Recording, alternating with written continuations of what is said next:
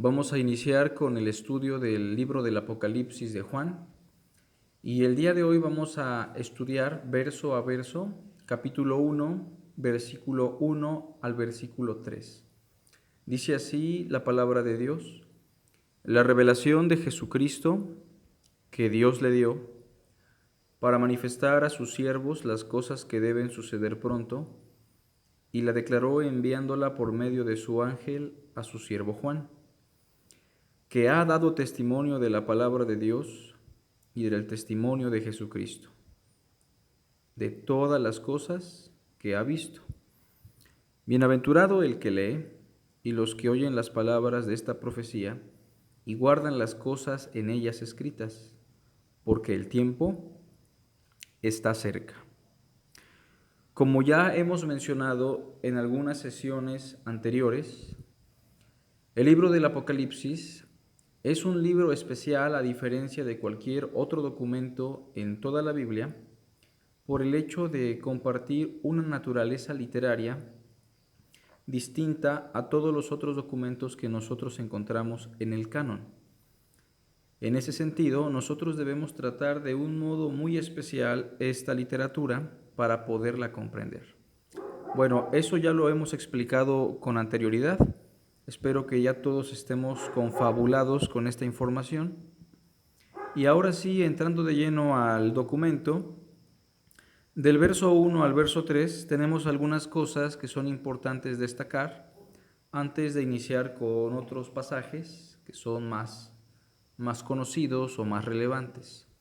Bueno, el verso 1 inicia diciendo la revelación de Jesucristo.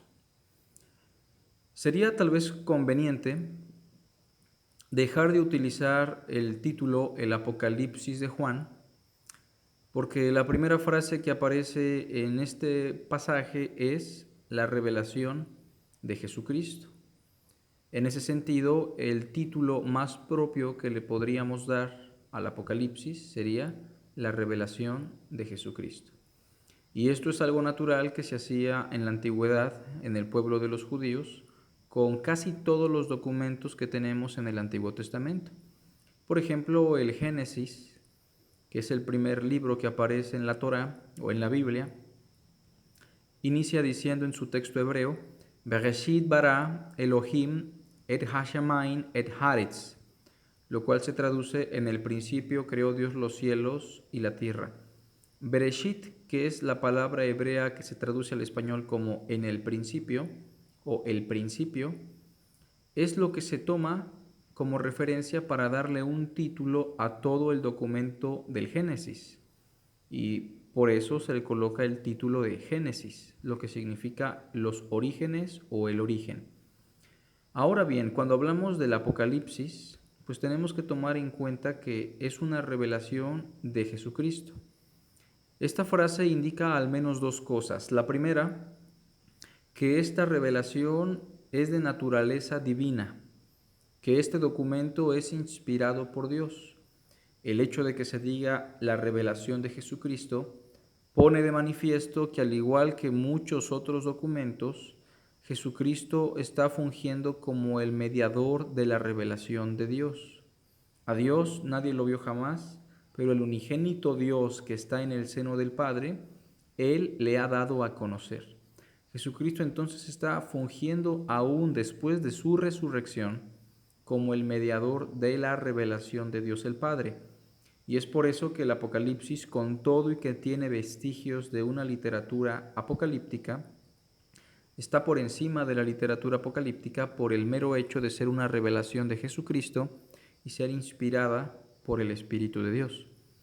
Pero la otra cosa que debemos considerar con la frase la revelación de Jesucristo es que muy probablemente esta frase esté haciendo énfasis en cuál es el tema central de todo el Apocalipsis.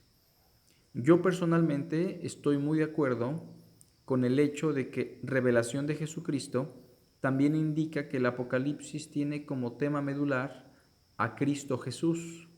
Es decir, el Apocalipsis es un documento que está plagado de cristología de principio a fin.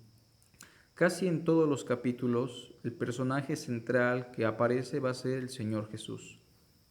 Hay un pasaje, por ejemplo, al final del documento,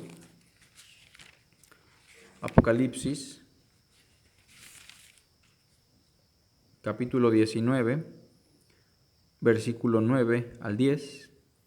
Y el ángel me dijo: escribe, bienaventurados los que son llamados a la cena de las bodas del Cordero. Y me dijo: estas son palabras verdaderas de Dios. Yo me postré a sus pies para adorarle, y él me dijo: mira, no lo hagas. Yo soy consiervo tuyo y de tus hermanos, que retienen el testimonio de Jesús. Adora a Dios, porque el testimonio de Jesús es el espíritu de la profecía. Otra vez, el énfasis que manifiesta aquí el ángel a Juan es que el espíritu de la profecía es el testimonio de Jesucristo.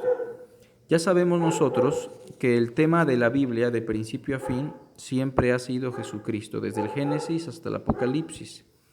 Pero si tenemos un documento en el Nuevo Testamento plagado de cristología, si pudiéramos hacer un análisis de cuáles son los documentos que más hablan de cristología en el Nuevo Testamento, sin duda alguna, entre los documentos más relevantes destacaría el Apocalipsis de Juan. Al menos en el Apocalipsis vamos a encontrar a Jesús presentado de dos formas: juez o salvador, aquel personaje que me va a sentenciar por toda la eternidad y va a manifestar mi condena en el día del juicio, o aquel personaje que públicamente en el día del juicio me va a declarar salvo ante todo el universo. Simbólicamente, el apóstol Juan, en el capítulo 5, dice dos cosas: Jesucristo es Cordero y Jesucristo es el león. De manera que con estos dos símbolos, león y cordero, está poniendo de manifiesto que Jesucristo puede ser un personaje que nos dé juicio y que nos condene, o puede ser un personaje que nos dé salvación. Los símbolos son muy claros, es Apocalipsis capítulo 5, versículo 6. Versículo 6 dice: y miré y vi que en medio del trono y de los 4 seres vivientes y en medio de los ancianos estaba en pie un cordero como inmolado. Este símbolo del cordero como inmolado es una referencia a la fiesta de la expiación, en donde eran sacrificados estos animalitos con la finalidad de darle perdón al pueblo. Por eso estamos diciendo que Jesucristo en este pasaje se está presentando como Salvador, como aquel ser que nos puede proporcionar la expiación y la propiciación de nuestros pecados. En Jesucristo podemos tener el perdón de nuestros pecados. Y es muy probable que sea también una alusión a lo que dijo Juan el Bautista: he aquí el Cordero de Dios que quita el pecado del mundo. Por otra parte, hermanos, en el verso 5 hay una cita indirecta de Génesis capítulo 49, cuando se habla de la profecía a Judá. Y dice el verso 5: y uno de los ancianos me dijo: no llores, he aquí que el león de la tribu de Judá, la raíz de David, ha vencido para abrir el libro y desatar sus 7 sellos. En este símbolo, el león de la tribu de Judá, la raíz de David, nos está manifestando a Jesucristo como un cordero inmolado, humillado, que ha dado su vida para expiar nuestros pecados. En el primer símbolo, el cordero está manifestando la humillación, pero en el segundo símbolo, el león, la raíz de David, se está manifestando el estado de exaltación, el estado de victoria de Cristo, y con la imagen del león también creo personalmente que se está haciendo alusión al poder que tiene para vencer a todos sus enemigos, incluidos aquellos que se rehúsan a creer en él.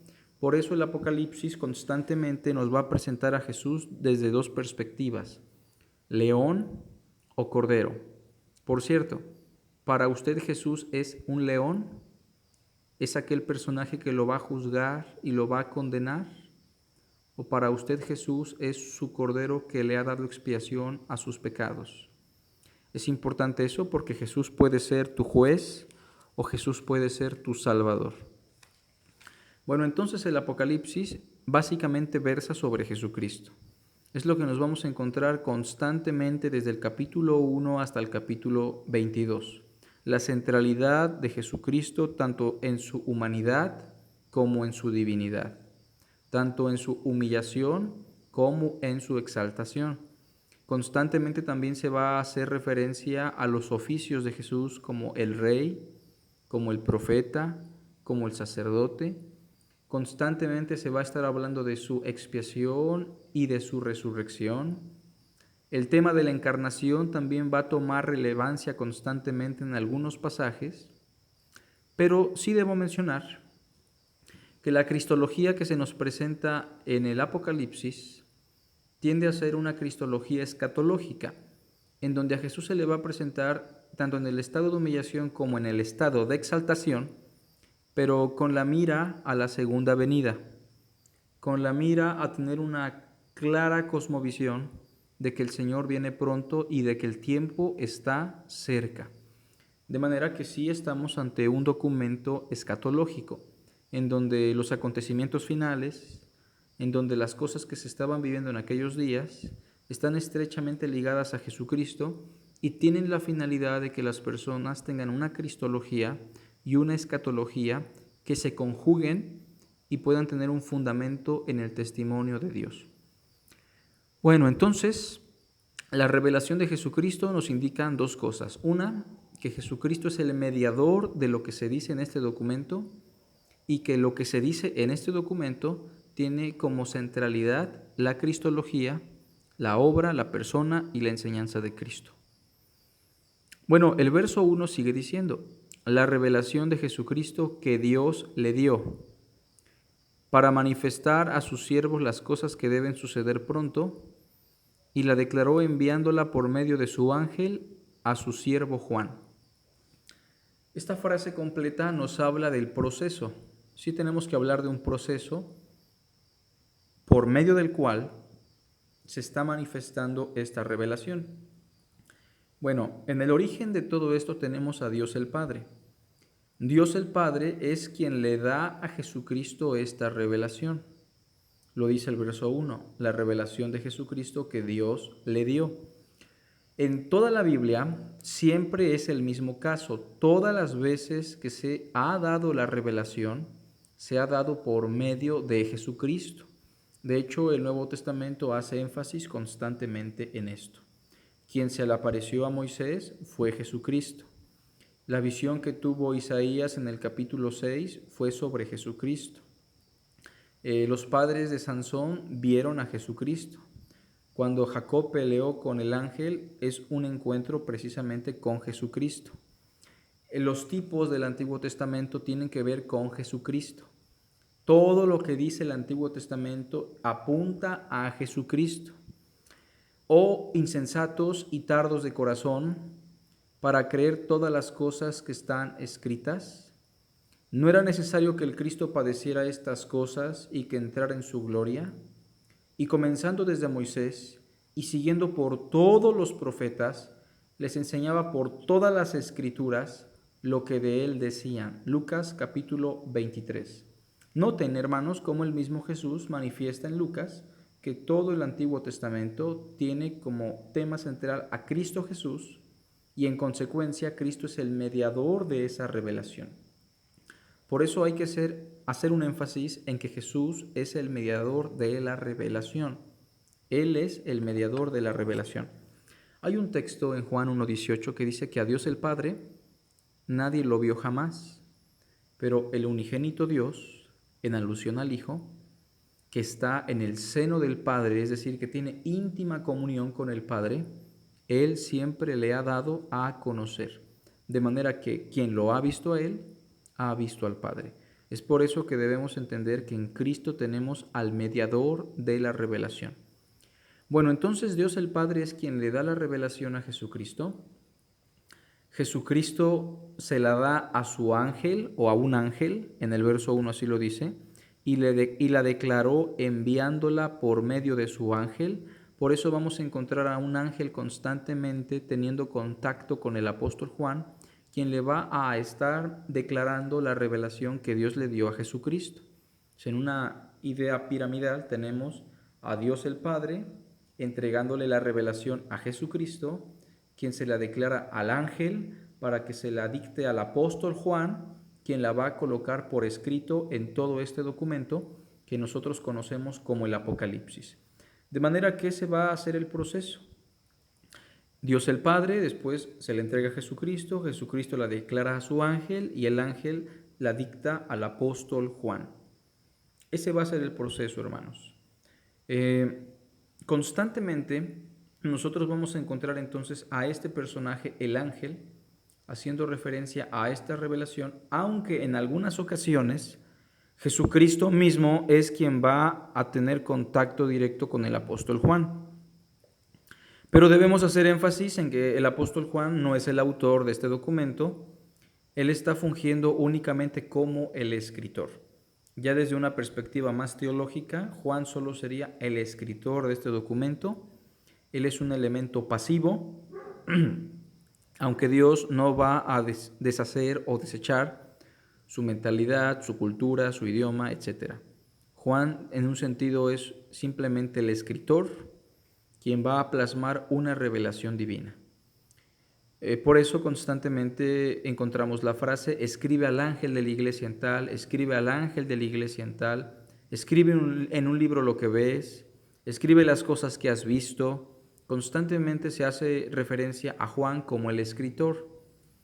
Y bueno, esto nos lleva a entender algunas cosas importantes sobre el escritor del documento.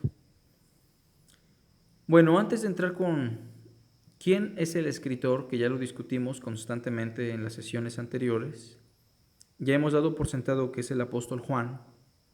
Ahorita vamos a volver a explicar un poco sobre ello.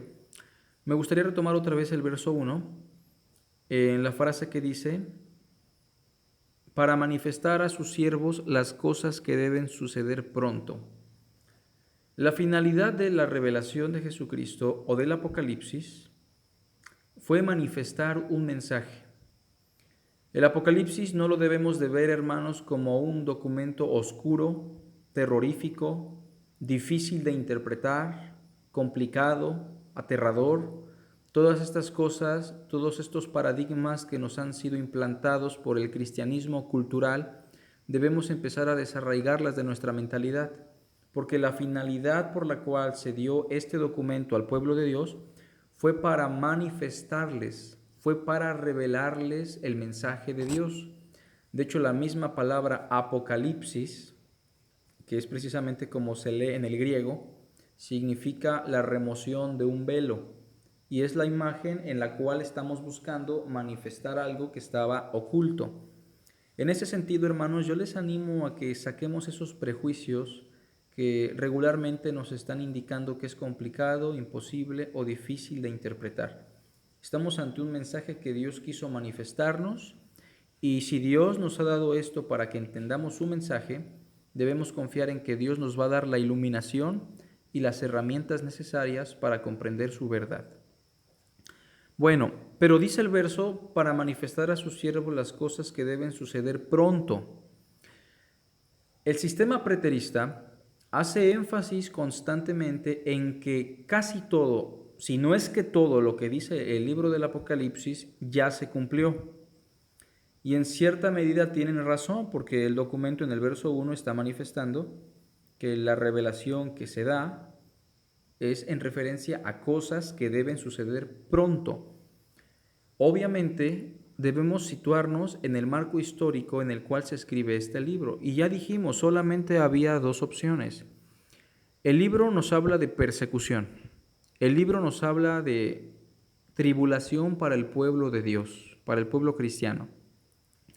Y en la era apostólica del primer siglo, únicamente hubo dos grandes persecuciones, la que se da por la década de los 60 con Nerón a nivel local en Roma y la que se da con Domiciano en la década de los 90, sobre todo haciendo un énfasis en Asia Menor, pero una persecución que tiene relevancia a nivel imperial. Yo personalmente soy partidario de que el documento se escribe en tiempos de Domiciano. Es una especie de preterismo muy diferente al preterismo de Nerón, pero el punto es que la gran mayoría de lo que se dice en este libro, casi todo lo que se nos explica, tiene su cumplimiento y tiene su referencia directa a circunstancias que se estaban viviendo en tiempos de Domiciano, en tiempos en los cuales los cristianos estaban obligados a adorar al emperador, rendirle culto como si fuera Dios, y en consecuencia todos aquellos que se negaban estaban obligados a padecer ciertas cosas que para nosotros de ninguna manera serían gratas. Bueno, pero también debemos declarar que aunque es un documento altamente preterista, que tiene que ver con cosas que ya ocurrieron, también hace énfasis constantemente en la segunda venida de Cristo, en la resurrección de los muertos, en el día del juicio, en el estado eterno, y entonces también debemos reconocer que es un documento con cierto grado de futurismo, en donde la segunda venida de Cristo en definitiva no se ha dado, en donde la resurrección de los muertos tampoco se ha dado, ni el juicio eterno, ni el estado eterno. Quien diga que esto ya se cumplió, definitivamente bajo la perspectiva ortodoxa del cristianismo está diciendo una herejía. Pero cabe mencionar que hay personas que lo declaran así, ¿verdad? Bueno, hay que ser respetuosos con ello, pero sí hay que ser muy claros que el mismo apóstol Pablo condena a aquellas personas que predicaban que la resurrección ya se había efectuado. Bueno, entonces el documento en gran medida, en un gran porcentaje, es un documento preterista, pero también hay que reconocer que hay un grado de futurismo. El hecho de que va a venir Cristo, su resurrección, el día del juicio y el estado eterno, nos llevan a reconocer dos cosas. Vean el capítulo 1, verso 19. Escribe las cosas que has visto, las que son, es decir, cosas que ya estaban ocurriendo. Ahí está el asunto preterista. Y las que han de ser después de estas. Ahí está el asunto futurista, lo que estamos mencionando. Entonces tenemos que tener un equilibrio, tenemos que tener conciencia de que ambas cosas son palpables en el documento. Uno de los peligros de aferrarse a una escuela, sea cual sea, es que todas las corrientes teológicas, todas las escuelas que interpretan el Apocalipsis, llegan a tener sus cabos sueltos. Por eso nosotros tenemos que aferrarnos al método inductivo, un estudio verso a verso en el cual tratemos de respetar el contexto, el marco histórico y la gramática del idioma que estamos estudiando, ¿no? Bueno, entonces, el Apocalipsis busca revelarnos un mensaje, pero dice, para manifestar a sus siervos. Es la palabra griega doulos. Y doulos se puede traducir claramente como esclavos, aquellos que están al servicio de Cristo. Aquellos que han sido liberados del pecado, pero que han llegado a ser ahora esclavos del Señor, siervos del Señor. Hemos sido comprados para Cristo, por Cristo y para Cristo. En ese sentido, los únicos que pueden entender esta revelación pues son los siervos de Cristo. Ninguna otra persona puede entender el mensaje. Y es por eso que este documento está escrito a través de ciertos códigos, a través de símbolos que solamente son conocidos por los siervos de Cristo, pero por los siervos de Cristo de aquella época y de cierta región. Por eso, aunque usted y yo seamos siervos de Cristo, tenemos ciertas barreras que no nos permiten interpretar y entender el mensaje como lo entendieron los siervos de Cristo en el tiempo que se escribió el documento. Y es ahí donde tenemos que echar mano de algunas herramientas extrabíblicas, como la geografía, la historia, la gramática, la cultura, el idioma, para poder entender mejor el documento. La ventaja que tenemos nosotros y que también tenían los cristianos de aquella época es que ambos tenemos el Espíritu de Dios en nosotros, quien nos guía a toda verdad, quien nos ilumina para comprender la revelación de Dios y quien no nos va a dejar llegar a una conclusión errática. Esa es la ventaja y la bendición que tenemos de parte de Cristo, que su Espíritu que mora en nosotros está ahí para guiarnos a toda verdad. Bueno, entonces ya hemos tratado de comentar la mayor parte del verso 1. Ahora vamos a hablar del verso 2. En el verso 2 se dan ciertas características sobre Juan. Ya mencioné en su momento que no todos los cristianos, sobre todo no todos los eruditos que han llegado a analizar el documento de Juan, concuerdan en que el apóstol Juan es el escritor de este documento. Algunos piensan que fue Juan Marcos. Es una postura que algunos tienen, incluso en la patrística, algunos padres del cristianismo llegaron a considerar a Juan Marcos como el escritor del documento. Algunos llegaron a considerar que fue algún Juan conocido en las iglesias de Asia Menor, pero que no era el apóstol Juan. Algunos otros llegaron a considerar que este documento lo escribió una escuela de discípulos o un grupo de discípulos del apóstol Juan, quienes colocan el nombre de Juan solamente para darle relevancia al documento. En ese sentido, ellos creen que es un documento pseudoepigráfico, donde Juan realmente no lo escribe y solamente se le coloca el nombre de Juan para darle popularidad al documento, para darle relevancia, para hacerlo popular. Y bueno, hay quienes creemos que el documento sí lo escribe el apóstol Juan. El documento sí está escrito por ese personaje que aparece en los evangelios como el joven al cual amaba el Señor. Pero sí tenemos que explicar ciertas cosas. Quienes ya vieron los videos anteriores, pues ya tienen una mejor información sobre lo que estamos comentando, pero voy a tratar de repetir lo que ya hemos dicho porque estamos parados aquí en este asunto del escritor. El escritor se presenta como el siervo Juan en el verso 1. No se dice que sea el apóstol Juan. En el verso 5 aparece simplemente como Juan. Verso 4, Juan a las 7 iglesias.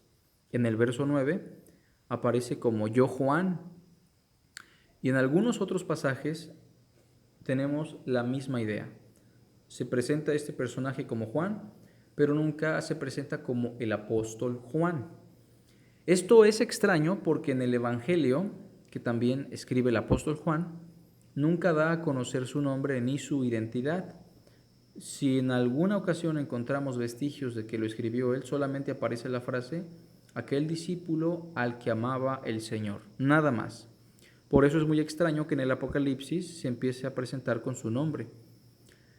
Sin embargo, yo creo que sí era importante que Juan usara su nombre ya en este tiempo, porque si el Apocalipsis se escribe en la década de los 90, cuando ya todos los apóstoles han muerto, excepto Juan el apóstol, quien aparte está viendo la manifestación de la gran apostasía ya a finales de la era apostólica, quien aparte se da cuenta que el cristianismo está en grande peligro por la persecución que Domiciano está desarrollando encarnizadamente en contra de ellos, y considerando que Juan está encarcelado y que no hay forma de que las personas crean que este documento es divino a menos de que él plasme su nombre, entonces en ese sentido yo sí creo que el apóstol Juan lo ha escrito. Por otra parte, en el Apocalipsis aparecen elementos teológicos que solamente aparecen en las cartas de Juan y en el Evangelio de Juan, como el Cordero de Dios, como el Verbo de Dios, que solo aparece en Juan capítulo 1 y en Primera de Juan capítulo 1. Entonces es importante mencionar que pareciera que sí hay vestigios que indican que el apóstol Juan lo escribe.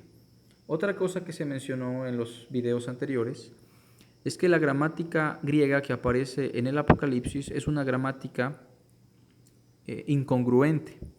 Pareciera que el que está escribiendo está usando la letra de los griegos, el idioma de los griegos, pero que su pensamiento es un pensamiento hebreo.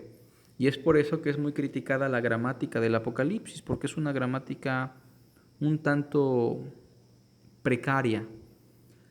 Y cuando se lee el Evangelio de Juan, encontramos una gramática perfecta, una gramática y un estilo perfecto en el cual podemos ver a un erudito versado en el griego. Bueno, recordemos que el apóstol Juan, según el libro de los Hechos, juntamente con el apóstol Pedro, era un hombre del vulgo y sin letras. Esto significa que si Juan era un hombre del vulgo y sin letras, él era un hombre que no dominaba realmente pues, la gramática de los griegos, o al menos no al 100%. Y que cuando él está libre y no está encarcelado en Patmos y tiene la libertad para enviar documentos por escrito, pues él contrata los servicios de un amanuense. Un amanuense era aquella persona a la cual uno le dictaba y él escribía con mucha perfección y mucho cuidado, y pues se le retribuía por su servicio.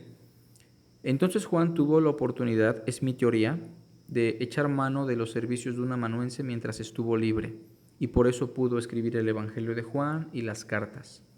Una vez estando él prisionero en la isla de Patmos, como lo revela el capítulo 1, él no tiene ya privilegios, no tiene dinero y no tiene la forma de echar manos de un amanuense desde la cárcel.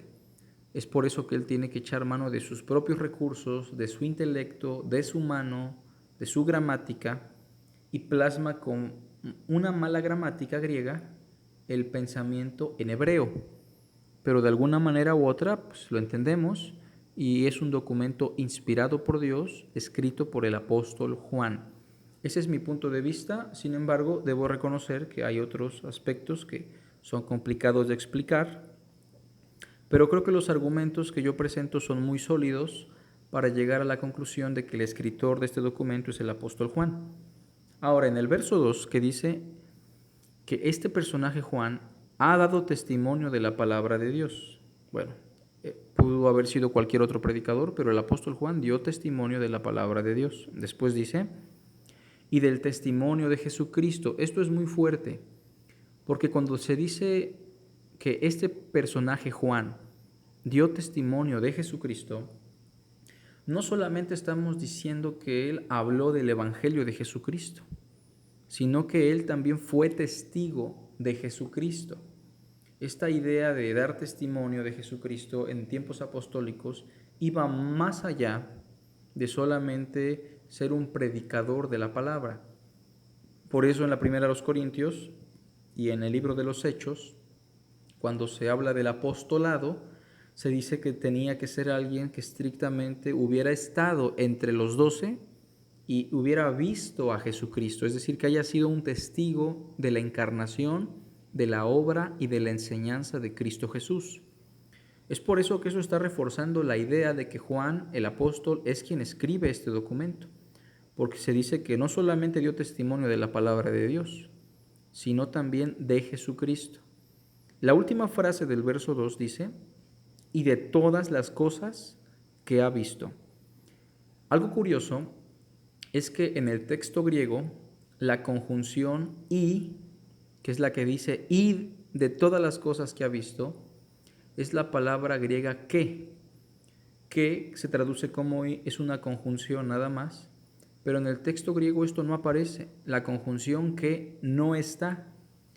Y es por eso que algunas traducciones, como la Biblia de Jerusalén, traducen que ha dado testimonio de la palabra de Dios y del testimonio de Jesucristo, de todas las cosas que ha visto.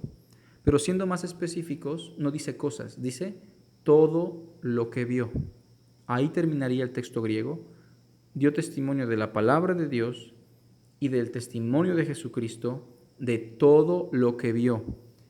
El texto griego así aparece en los mejores manuscritos, y esto está estrechamente ligado al testimonio de Jesucristo.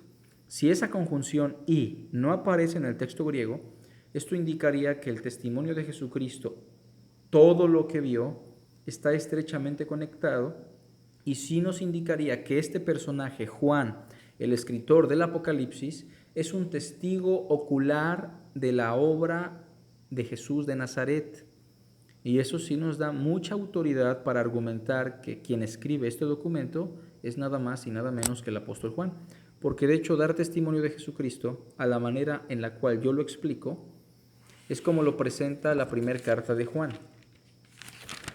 Juan capítulo 1, la primera carta de Juan capítulo 1 dice, lo que era desde el principio, lo que hemos oído, ahí está la idea del testigo, lo que hemos visto con nuestros ojos, lo que hemos contemplado y palparon nuestras manos tocante al verbo de vida.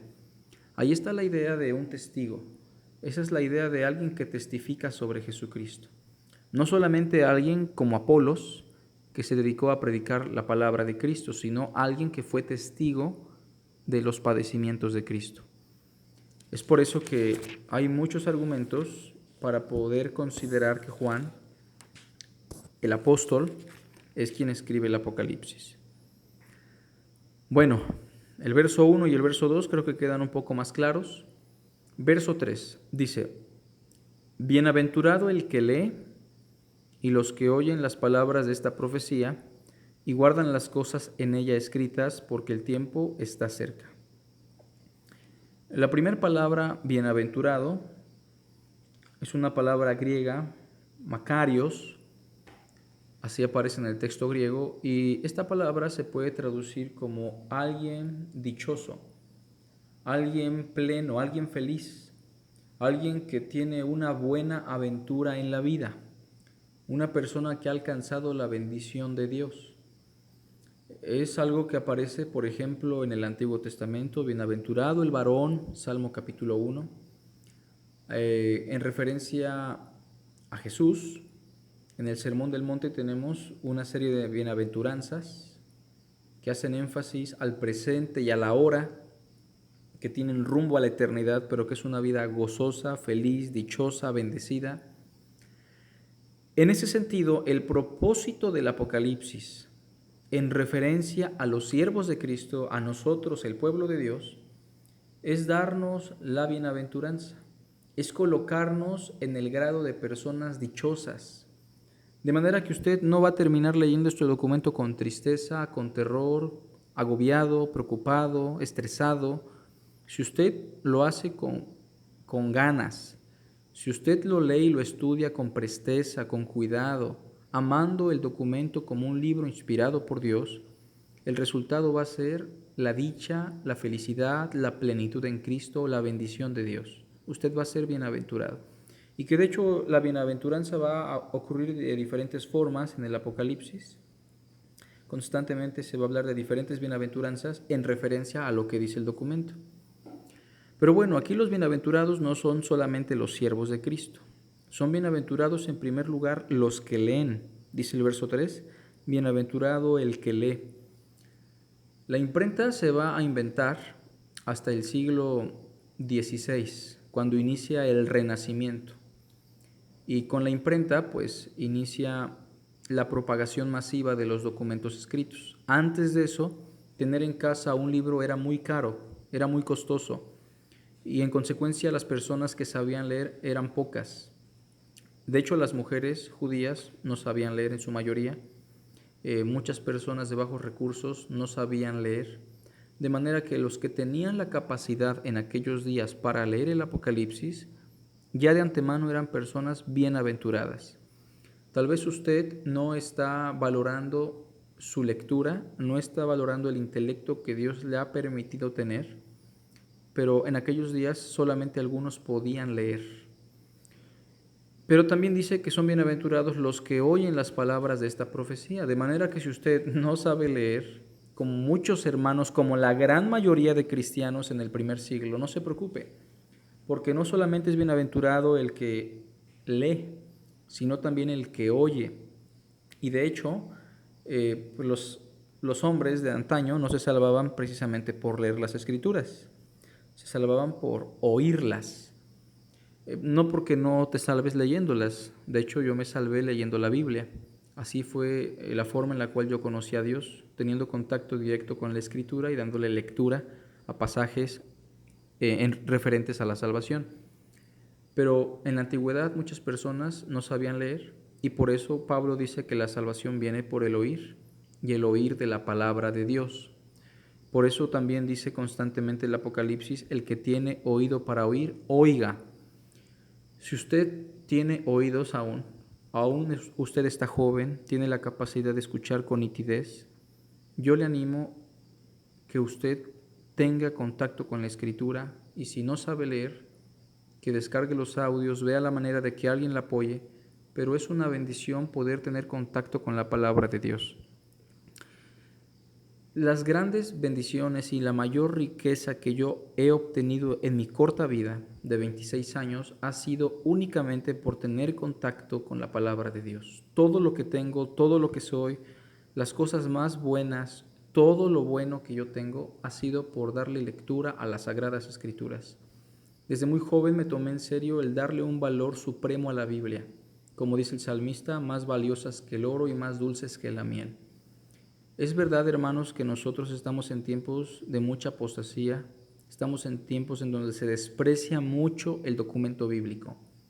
Yo les animo a que valoren bastante la Biblia, no solamente en el Apocalipsis, sino en cualquier otro documento. La palabra de Dios es muy valiosa. Y hubo personas que estuvieron dispuestas a entregar su vida, que sus cuerpos fueran quemados, que sus casas fueran destruidas, su reputación, su identidad fueran desterrados de su lugar de origen, con la única finalidad de que usted y yo tengamos contacto con las Sagradas Escrituras. Por eso no debemos despreciar esta labor, por eso no debemos despreciar la palabra, porque en la obra de Dios se ha hecho un gran sacrificio con sangre por muchos siglos para que usted y yo no perdamos el tiempo en cosas que no tienen valor. Memorizar la palabra de Dios, obedecerla, entenderla y explicarla tiene un valor inmenso, aunque usted no lo vea desde esta manera en este momento. Bueno, entonces, bienaventurados los que leen, los que oyen las palabras de esta profecía. Vean que le llama profecía, pero debo explicar qué significa esta palabra profecía.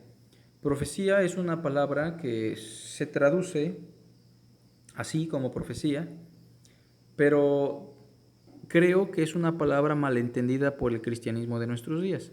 Regularmente cuando hablamos de una profecía o cuando se piensa en una profecía, la gente tiende a pensar en algo futuro, la gente tiende a pensar en adivinación, tiende a pensar en predicción, y aunque en la labor profética hubo un elemento predictivo durante muchos años, tanto en el Antiguo Testamento como en el Nuevo Testamento, debemos entender que profecía no solamente se limita a predecir.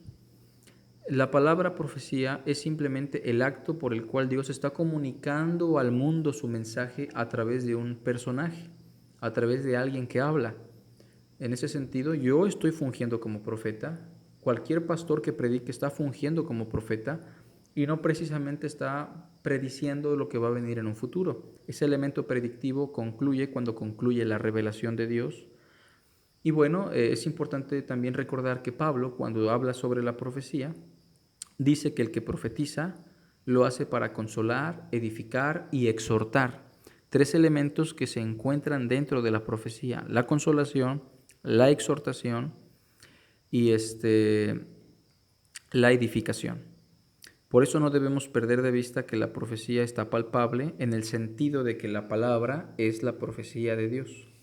Porque nunca la profecía fue traída por voluntad humana, hablando de la Biblia, sino que los santos hombres de Dios hablaron. Profecía está implícita en el hablar, en el predicar. Hablaron siendo inspirados o influenciados o conducidos por el Espíritu Santo. Entonces, aparte de ser una revelación, pues es una profecía, un mensaje de Dios.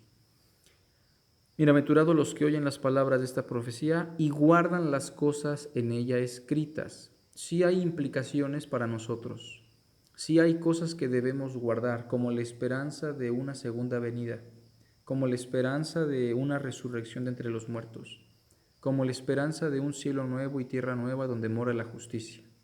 Hay cosas que debemos guardar, como vivir en santidad, guardando nuestras vestiduras para que no se manchen. En este libro vamos a encontrar exhortaciones constantes a la santidad, a la paciencia, a la fe. Y es por eso que debemos valorar este documento. Debemos guardar las cosas en ella escritas. Termina diciendo, porque el tiempo está cerca. Así concluye el Apocalipsis, de hecho, en sus frases finales, con las mismas frases que tenemos en el verso 3. El tiempo está cerca. Yo no sé cuánto tiempo tarde para que el Señor regrese. Es imposible de saberlo. Y quien trate de dar una fecha, pues ya está colocándose en el grado de un falso profeta. Pero lo que sí es seguro es que el Señor va a regresar en cualquier momento. Estamos, hermanos, pasando por momentos muy complicados. Seres queridos están muriendo por este virus terrible que ha llegado a nuestro mundo. Consiervos están enfermos. Me acabo de enterar de un pastor, un amigo mío de años, que está internado precisamente por el COVID. Y yo no sé qué tanto esto vaya a afectar a nuestra sociedad, que de por sí ya estaba corrompiéndose. Pero esto es muy obvio, hermanos, que el Señor viene pronto. Y lo digo porque la Escritura sí lo dice, que habría pestes, terremotos, guerras, nación contra nación, hambres. Esto siempre ha pasado, pero creo que a medida que el tiempo se acerca se va intensificando. Yo no sé si el Señor vaya a venir pronto, pero les quiero animar a que no pierdan el tiempo en cosas que no tienen valor. Y si el Señor no viene, es muy probable que usted parta con Él en cualquier momento porque estamos a expensas de lo que se está viviendo en estos días. Que Dios les bendiga. Nos vemos la próxima semana para seguir con el estudio del Apocalipsis.